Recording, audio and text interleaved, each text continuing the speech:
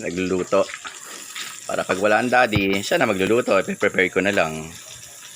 Yan. Galing Sarap siya nagluluto ng kakainin niya. Diba? Ano sabi kay mama?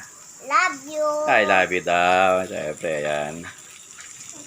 Galingan mo ha. Galingan mo pagluluto. Pagkain mo yan. Meron pa naman natira na patatin eh. Lahat ng paborito niya eh.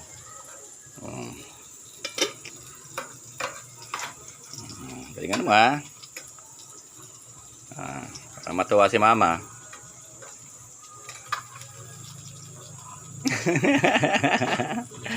Hawakan mo yung ano para hindi tumumba. Hawakan mo yan. Yan. Oh. Yan.